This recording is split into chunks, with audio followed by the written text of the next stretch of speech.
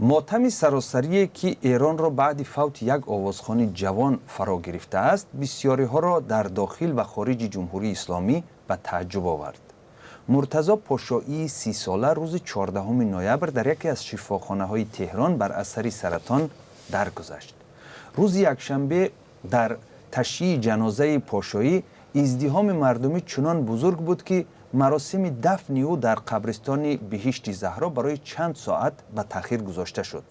حالا از همصحبتمان محمد زرقامی، خبرنگار رادیوی فردا که امروز مهمان ما است، سوال میکنم که این محبت و شهرت پاشایی از کجا سرچشمه میگیرد؟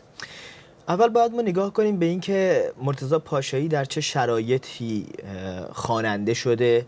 خب مرتضی پاشایی کار خودش رو مثل خیلی از خواننده های جوونی که داخل ایران شوق خوندن دارن از طریق انتشار کارهاش در بازار غیر رسمی آغاز میکنه، یعنی به صورت تک آهنگ کارهاش رو روی اینترنت قرار میده. تا جای ما میدونیم محمد، مقامات جمهوری اسلامی با آهنگ‌های پاپ زیاد پشتیبانی نشان نمیدهند و بسیاری از آهنگ‌های پاشایی هم مستقیما در صدا و سیما راه نیافتند.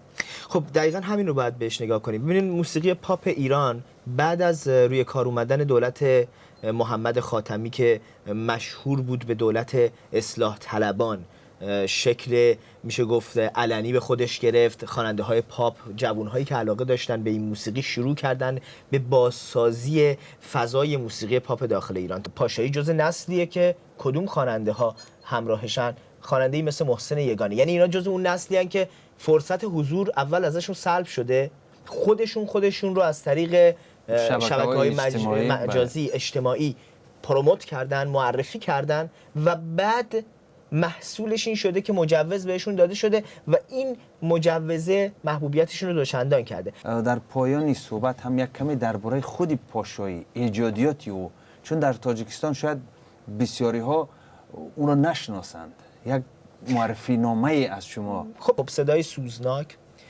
و موسیقی احساسی، تمام اینها ترکیبی رو ساخته که وقتی این ترکیب رو قرارش میدیم بغل بیماری پاشایی، شاید به عقیده خیلی ها موسیقی مرتضی پاشایی موسیقی ساده ای بود، موسیقی نبود که خیلی موسیقی پیچیده ای باشه یا بتونیم بگیم که رد پای ویژه‌ای از خودش توی موسیقی به جا گذاشته باشه که بگیم این سبک مرتضی پاشایی بود و بعد از پاشایی مثلا ما نمیتونیم یه همچین چیزی رو ببینیم یا دیگه ادامه پیدا نخواهد کرد. تشکر زیاد از شما دوستمان، همکارمان محمد زرقامی. و این بود صحبت ما درباره شادروان مرتضی پاشایی، آوازخوان 30 ساله ایرانی که 14 نوامبر بر اثر بیماری سرطان در یکی از شفاخانه‌های تهران درگذشت.